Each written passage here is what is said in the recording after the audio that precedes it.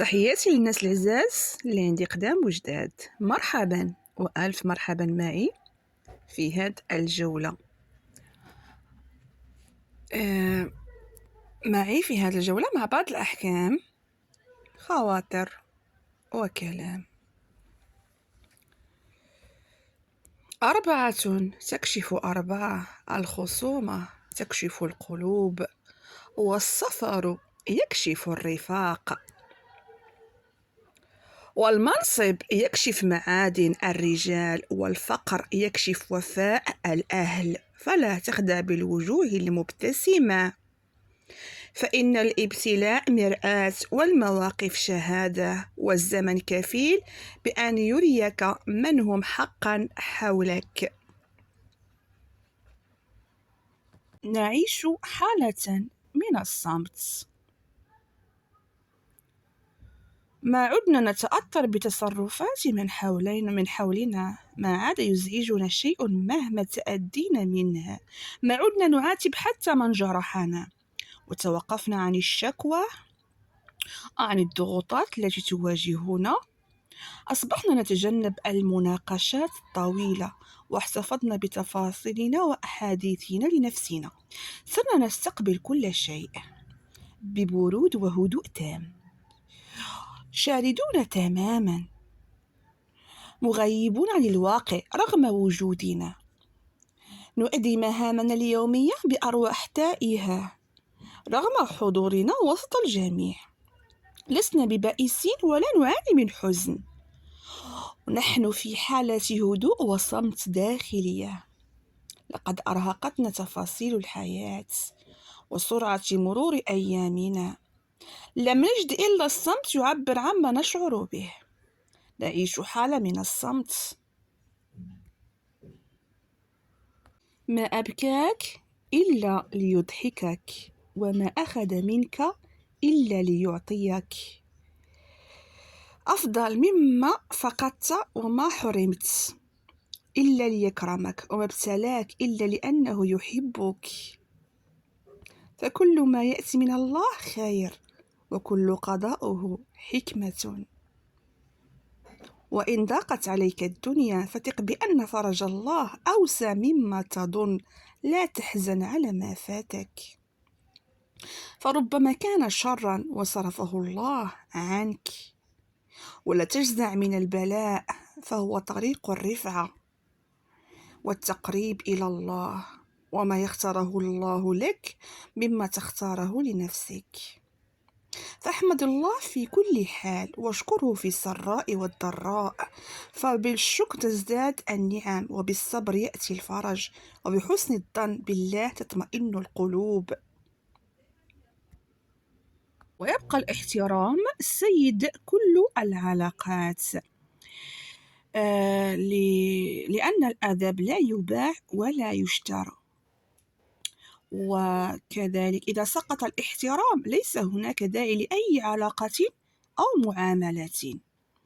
الاحترام فوق الصداقة، وكذلك الاحترام فوق القرابة، وفوق المصالح، وفوق الحب. الاحترام أجمل مبادرة يقدمها الإنسان لأخيه الإنسان. الاحترام هو كالطريق ذو اتجاهين، إن لم تعطيني يسارك لن تحصل على يمينك. الاحترام ليس فرض الشخصية بالغرور والتكبر، ولكن ولا بالتصرفات الهمجية كذلك. إن لم تستحي فافعل ما تشاء. وللأسف أيضا الاحترام لا يصلح للجميع. أن أكون محترما لا يعني أنني سأتركك تتجاوز حدودك معي. وأن أكون كريما ونبيلا لا يعني أنني سأسمح لك أن تستغفلني. وأن أكون طيبا محترما لا يعني أني أحمق، فإن الطيبة فضيلة لا يفهمها الحمقاء. أي إنسان منتظر سقوطنا؟ نحن في رعاية الله، لن يصيبنا إلا ما كتبه الله لنا. الحمد لله. القلب صافي والنية صافية، وعلى نيتكم ترزقون. يقولون أن المحبة والطيبة لا تليق بهذا الزمن. بهذا الزمان، وأنا أقول أن المحبة والطيبة تليق بكل زمان ومكان، ولكنها لا تليق بكل إنسان. قد لا نستطيع إصلاح كل شيء، لكننا نستطيع الابتعاد عن كل ما يعكر مزاجنا ويؤذينا. نميل إلى من يشعرنا دائما بالحب، إلى من يحيطنا السرور كلماتهم بالآمان. القلب لا يصحو إلا بالألم، والعقل لا يتعلم إلا بالعبرة، والقدم لا تأخذ درسا إذا وقعت في حفرة. ليس من الضروري أن تجعل لنفسك مكانا في كل قلب، فقلوب الناس أصبحت ضيقة. حاول فقط زرع احترام ذاتي في نفوسهم، فهذا يكفيني. قواعد الحياة: صالح الماضي حتى لا يزعج حاضرك. ما يعتقده البعض عنك لا يعنيك. الوقت يشفي كل شيء، تحل بالصبر. أنت المسؤول الوحيد عن سعادتك. لا تقارن حياتك بأحد، ولا تحكم عليهم فأنت لا تعلم ما مروا به. لا تستغرق الكثير من الوقت بالتفكير، أحيانا لن نعرف الإجابة مهما حاولنا، وفجأة ستأتي لك. ابتسم. الحياة تقوم على 3 قواعد إياك أن تنساها: لا راحة في الدنيا، ولا سلامة من الناس، ولا نجاة من الموت. لا تصدق مقولة خيرا تعمل شرا، تلقى الحقيقة هي خيرا تعمل، سترا تلقى، أجرا تلقى، فرجا تلقى. قد ينسى الناس، ولكن الله لا ينسى. المواقف مهما كانت سيئة تستاهل الشكر. أعطتنا دروس، ورتبت الناس في حياتنا. عرفنا من المهم ومن الأهم، ومن الذي في الأساس ما يستاهل يكون في حياتنا.